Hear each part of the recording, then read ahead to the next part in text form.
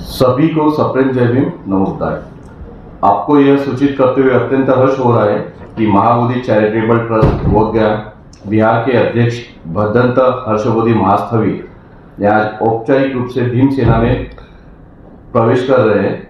इस गौरवपूर्ण अवसर पर भीम सेना के राष्ट्रीय अध्यक्ष आदरणीय श्रीधर साळवे द्वारा उन्हें पार्टी के राष्ट्रीय प्रवक्ता पद की जिम्मेदारी सौंपी जा रही है। तो उसका नियुक्ति प्रमाण पत्र प्रदान करने के लिए मैं श्री श्रीधर जी साळवे जी को निवेदन करूंगा कि उनको नियुक्ति पत्र सौंपा दें।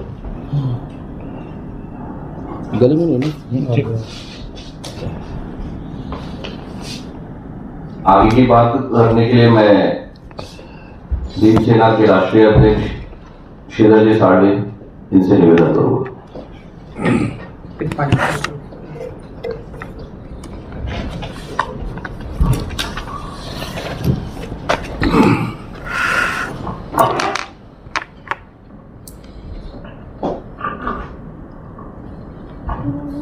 सभी पत्रकार बंधुओं को जय भीम।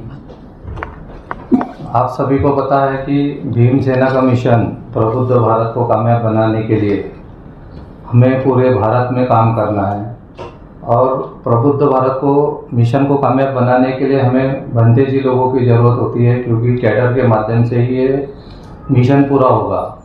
तो हमें इंटरनेशनल लेवल के बंदे जी चाहिए थे और उनके रूप में हमें भदंत हर्षबोधि जी हमें मिल गए बंते जी, और उसमें हम लोगों ने ये कार्रवाई को आगे बढ़ाया। तो बंते जी जब हमारे साथ जुड़े हैं तो मुझे पूरी उम्मीद हुई कि हम लोग इस मिशन को हम लोग कामयाब बनाएंगे और प्रबुद्ध भारत जब इस देश में ये लहर चलेगी तो हमें पूरा यकीन है कि पूरा रिपब्लिकन जनता या अम्बेडकर जनता बुद्धिस्ट ये सब भीम सेना के साथ जुड़ेंगे और ये कारवा आगे बढ़ता जाएगा।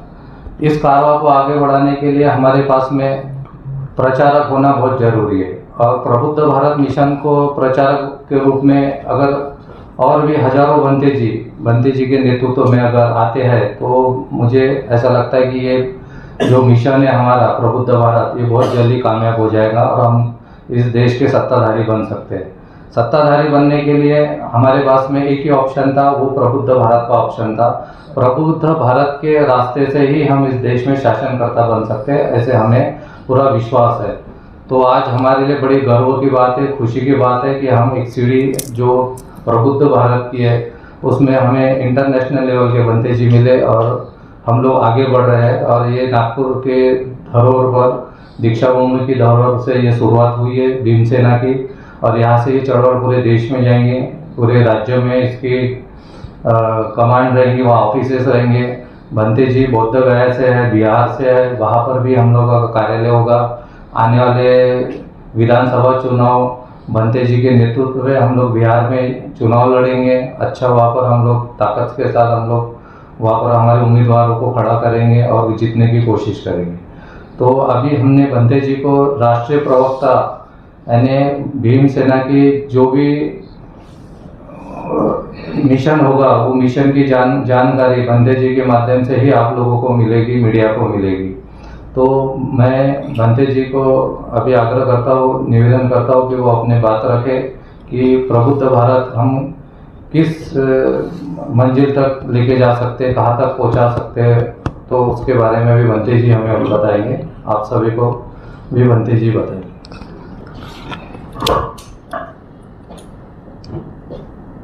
उपस्थित सभी मीडिया के बंधु और भीम सेना संगठन पार्टी के अध्यक्ष श्रीधर जी साळवे, जिला अध्यक्ष राकेश धारगावे, और मैं आज बहुत खुशी महसूस करता हूँ कि भारत की पहली भीम सेना बुद्धिस्ट राजनीतिक पार्टी है और भीम सेना राजनीतिक बुद्धिस्ट पार्टी ने मुझे लगता है कि पहली बार भिक्खु संघ को प्राधान्य दिया है। बाबा साहब ने हम सबको वोट डालने का अधिकार दिया है बाबा साहब ने कहा था कि भारत प्रबुद्ध करना है, और भीमसेना पार्टी का यही उद्देश्य है कि प्रबुद्ध भारत का निर्माण करना। हम भीमसेना बुद्धिस्ट पार्टी के माध्यम से बहुत जल्द मुझे जो राष्ट्रीय अध्यक्ष सेना राष्ट्रीय प्रवक्ता के पद पर नियुक्ति करके जो जवाबदारी दी, इस पार्टी को पूरे भारत में फैलाना, जानकारी देना, पहली प्रथमता हम लोगों को भिक्षु संघों को देना है। अभी वर्तमान में बिहार में इलेक्शन होने वाला है, चुनाव होने वाला है, और माँ बोधि महाविहार का भी प्रश्न है। तो भीमसेना बुद्धिस्ट पार्टी उनमें भी सक्रिय भूमिका निभाएगी, और बहुत जल्द मैं यहाँ से बुद्धगया में जाने वाला हूँ। मेरी 14 तारीख को मेरा बुद्धगया जाने का तय हुआ है।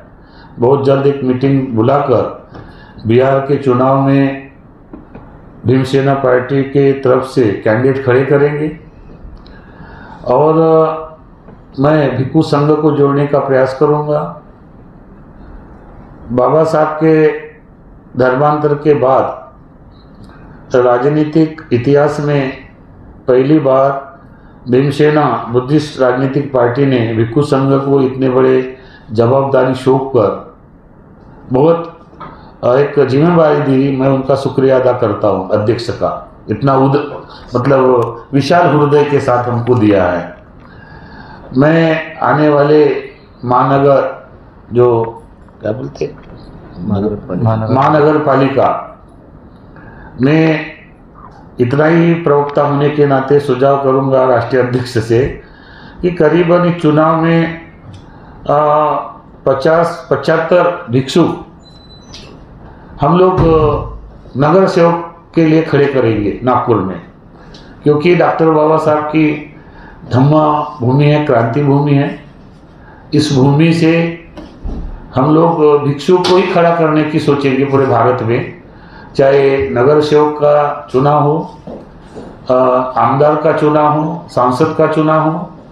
अभी तक हमारे लोग भिक्षु लोग एक भी मेंबर ऑफ पार्लियामेंट नहीं गए हैं, ना कभी हमने सोचा है।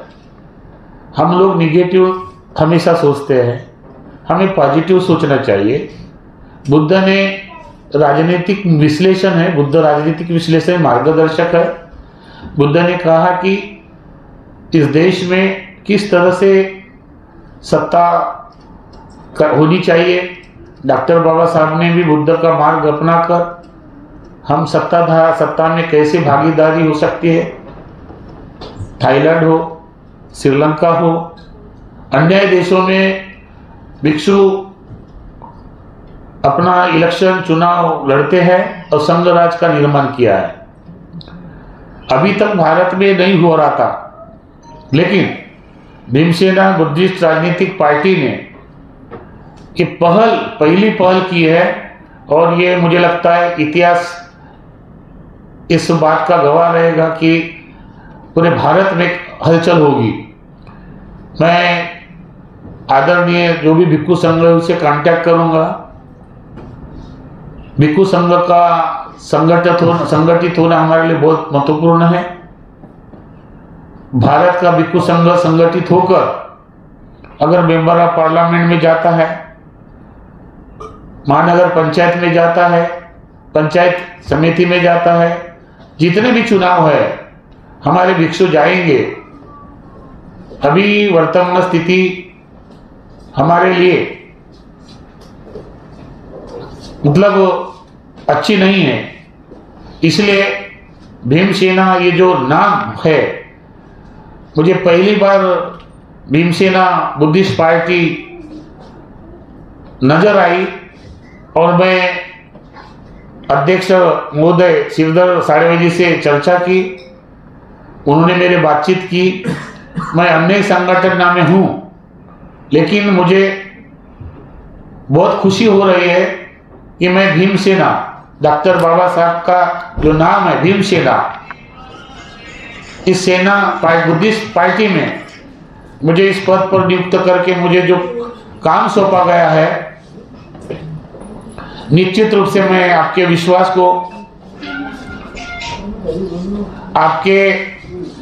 को पूरा करने का प्रयास करूंगा और जगह जगह भीमसेना बुद्धिस्ट राजनीतिक पार्टी के सभासद बढ़ाऊंगा, भिक्खु संघ को जोड़ने का काम करूंगा। अगर इस माध्यम से भिक्खु संघ संगठित होता है तो डॉक्टर बाबा साहब आम्बेडकर का जो सपना है बहुत जल्द प्रबुद्ध भारत निर्माण होगा, इसमें मुझे संदेह नहीं है। डॉक्टर बाबा साहब ने कहा कि हम जब तक सत्ता में हमारी भागीदारी नहीं होती है तब तक हम कुछ नहीं कर पाएंगे।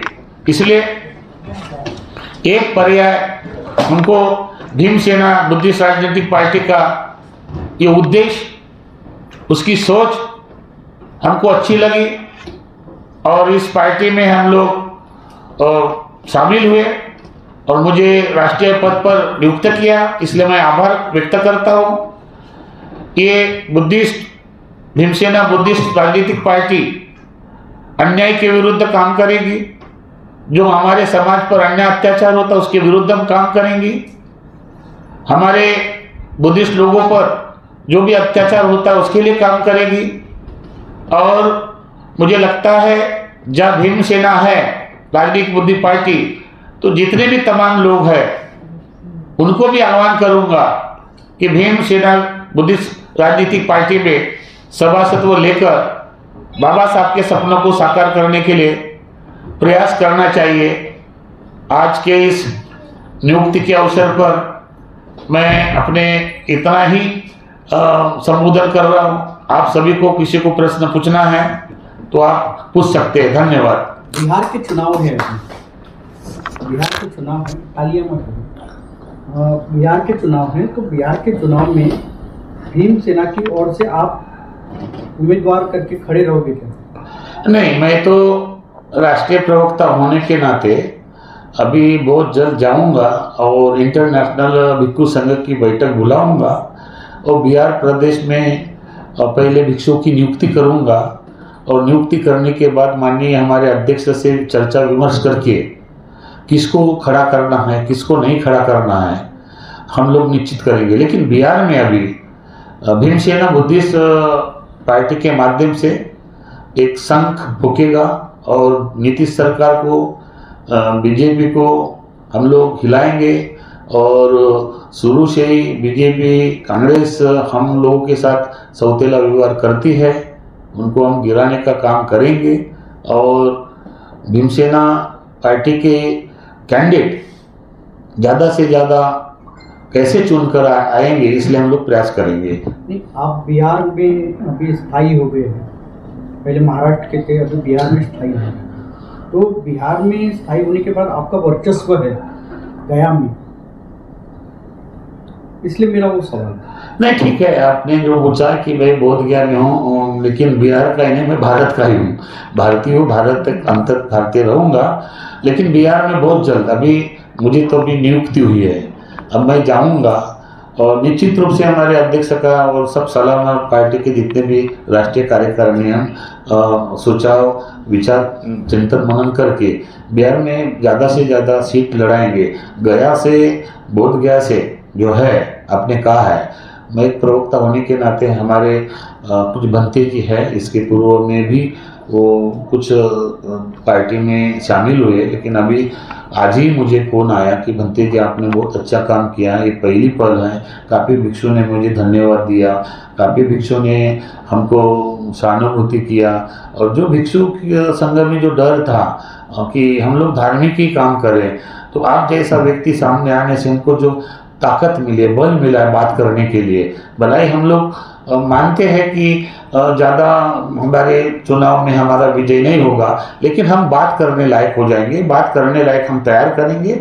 और आप भी जानते हैं कि एकदम से कुछ होता नहीं है, लेकिन नागपुर में तो मैं निश्चित रूप से नागपुर में ये दावा करता हूँ कि महानगर इसके चुनाव में हम लोग भिक्षु को करीबन मुझे लगता है 156 जगह है, तो अगर प्रभाव बढ़ते हैं तो हम लोग 75 भिक्षु नागपुर से खड़े करेंगे।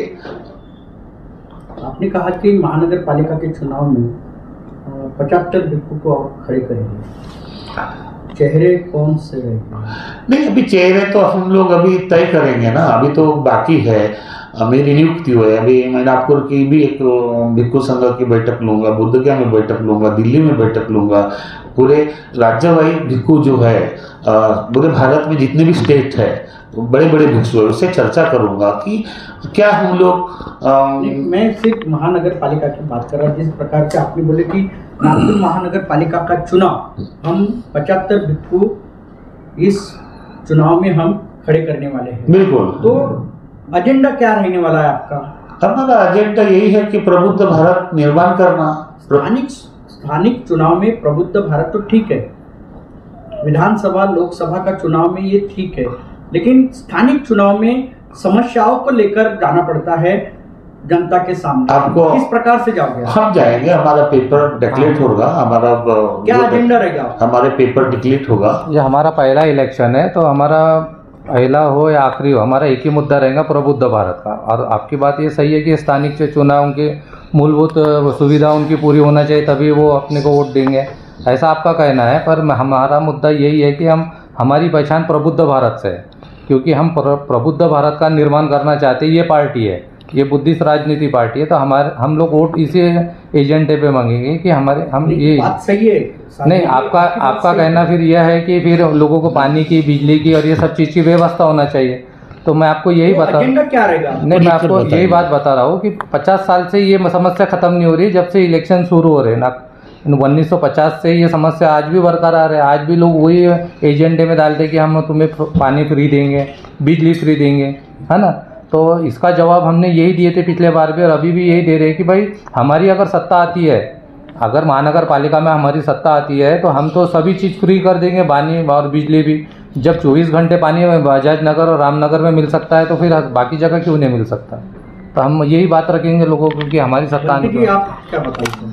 नहीं, मैं तो अध्यक्ष के इससे सहमत हूँ। मैं अभी मेरी नई नियुक्ति हुई है, तो मैं ये चाहता हूँ कि जब इलेक्शन नज़दीक आएंगे तो प्लानिंग की जाएंगी। और जैसे अध्यक्ष जी ने बोला, ये सारी समस्या, लेकिन बुद्धों की समस्या क्या है, बुद्धों का राइट्स क्या है, बुद्धों के संविधान मूलभूत अधिकार क्या है। तो बाबा साहब ने कहा था कि प्रबुद्ध भारत का निर्माण, हमारे इस देश बाबा साहब के सपनों को साकार करने के लिए प्रबुद्ध भारत का निर्माण करना, ये पहली पात्रता है, ये मेन उद्देश्य है। और इसी के उद्देश्य पर हम लोग करेंगे।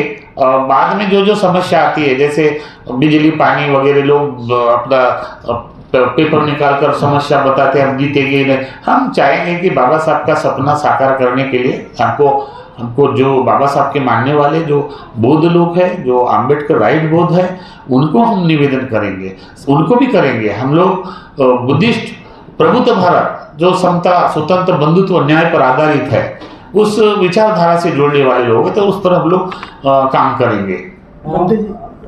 सालवी जी, कल एक रिपब्लिकन यानी एक पार्टी जो थी, उनके यानी जो बिखरे हुए जो कार्यकर्ता थे वो इकट्ठा आके उन्होंने एक पक्ष तैयार किए, और रिपब्लिकन फेडरेशन करके उनका नाम है, और वो चुनाव में खड़े रह गए। ऐसे में ये जो है भीमसेना, मैंने उनको भी सवाल किया, आपको भी सवाल कर रहा हूँ, भीमसेना क्या उनके साथ में गठबंधन कर सकती है फेडरेशन के साथ, रिपब्लिकन? नहीं, देखो अभी महानगर चुनाव को देख के महानगर पालिका इलेक्शन है, और जब हम लोग चुनाव लड़ते हैं तो हमारे पास में रजिस्ट्रेशन होना बहुत ज़रूरी है ना।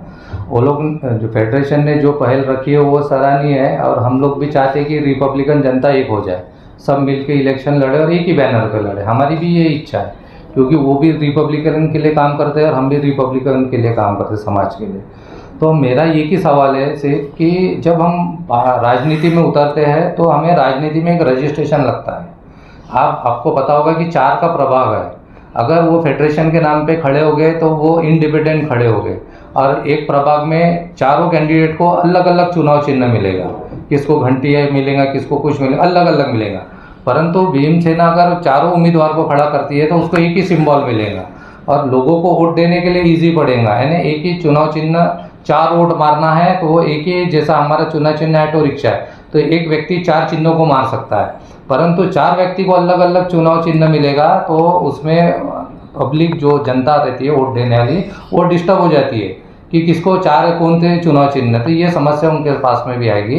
तो मैं उस दिन उनकी पत्र परिषद है आपके चैनल के माध्यम से मैंने वो सब सुना हो, तो मेरा यही कहना है कि कोई तो भी राजनीतिक पार्टी के साथ में उन लोगों ने खड़े होना चाहिए ताकि उनका जो चुनाव चिन्ह है वो एक मिले, और ऐसा होने से ही हमारी सीट उनके आ सकती है, अन्यथा नहीं आ सकती। तो आपकी कोई चर्चा हो गई? नहीं, अभी चर्चा नहीं हुई है। अभी कल उनकी पत्र परिषद है, हो सकता है अभी बहुत समय 3-4 महीने अभी हो सकती कभी न कभी मुलाकात हमसे। तो मैं उनसे यही सवाल करूँगा, अगर आप लड़ते हो तो आपको 4 चुनाव चिन्ह अलग अलग प्रकार के मिलेंगे। अगर हमारे साथ आते हो, हम लोग अगर रिपब्लिकन जनता के लिए अगर कुछ करना चाहते हैं, उनके लिए लड़ना चाहते हैं, तो हम लोग इस बैनर पे लड़ सकते हैं, उनका हम लोग वेलकम करेंगे अगर हमारे साथ आते हैं तो हमने ये बात रखेंगे उनके सामने।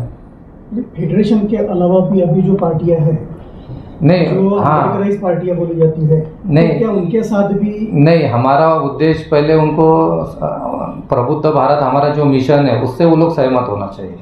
अगर कोई पार्टी प्रबुद्ध भारत मिशन से सहमत होती है तो हम उन्हीं पार्टी के साथ जाएंगे, अन्यथा वो नीले झंडे की भी होगी और प्रबुद्ध भारत से वो सहमत नहीं है तो हम उनके साथ कभी गठबंधन नहीं करने वाले। हमारा एजेंडा क्लियर है, साफ है, साफ सुथरा है। हमारा मिशन एक ही यह है कि हमें प्रबुद्ध भारत बनाना है। जो हमारी विचारधारा से सहमत होगा हम उन्हीं के साथ बैठ के बात करेंगे, अन्यथा किसी आप ये यानी भीमसेना का ब्रीद वाक्य है कि प्रबुद्ध भारत बने, जी। तो इसके लिए आपका क्या प्रयास है? मैंने बोला ना कि डॉक्टर बाबा साहब का सपना था, उस सपने को साकार करने के लिए हम लोग को प्रैक्टिकल आना है। जैसे मैंने अभी बोला कि भिक्षु संघ को नियुक्ति करना है, भिक्षु संघ को जोड़ना है। अभी तक आपने देखा है जैसे बीजेपी है, तो बीजेपी के लोगों ने साधु संतों को प्राधान्य दिया है, योगी है, उमा भारती है, 16 लोग सन्यासी है, लेकिन कभी भी 70 साल के इतिहास में किसी भी हमारे पार्टी ने भिक्षु की तरफ ध्यान नहीं दिया। जब मैं भीमसेना बुद्धिस्ट पार्टी का बायलाज पढ़ा, समझा, और इनके जो उद्देश्य है समाज के लिए, भला ही हम लोग ज़्यादा मतलब नहीं शुरुआत है, लेकिन हम लोग उद्देश्य समझाएंगे कि बाबा साहब का जो सपना था कि प्रबुद्ध भारत का निर्माण, ये बहुत बड़ा कॉन्सेप्ट था। उस कॉन्सेप्ट को लेकर हम लोग जा सकते हैं, और मुझे आशा विश्वास है हम लोग भिक्षु संघ को जोड़ने का काम करेंगे और भिक्षु संघ को समझाएंगे, कैडर करेंगे, कैडर के माध्यम से हम लोग समझाएंगे कि बाबा साहब का सपना क्या था जो नहीं हो रहा था। अभी ये रजिस्ट्रेशन पार्टी है, मुझे लगता है कोर्ट में भी इन लोगों ने कहना पड़ा, 4-5 साल के बाद रिजल्ट आया ये नाम देने के लिए। अभी तक किसी भी पार्टी का भीमसेना मतलब यानी आदमी के लिए एक ऊर्जा है, भीम जैसे जय भीम बोलते हैं ना, तो भीमसेना मैं इसीलिए मैं एक्सेप्ट करता हूँ कि भीमसेना मुझे ऊर्जा मिल रही है। भीमसेना बुद्धिस्ट और पहली बुद्धिस्ट भीमसेना बुद्धिस्ट राजनीतिक पार्टी है।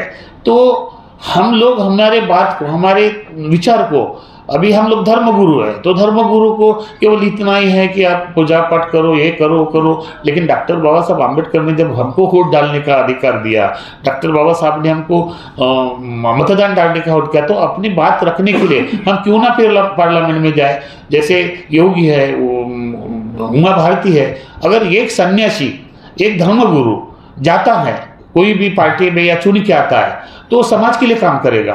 फुल वर्कर है, 24 आवर्स वर्कर काम करता है, वो उसका शादी विवाह नहीं, बाल बच्चे नहीं है, तो जो भी आएगा 25 पैसे खर्च करेगा, लेकिन 75 पैसे वो लोग समाज के लिए काम करेगा, प्रबुद्ध भारत के लिए काम करेगा।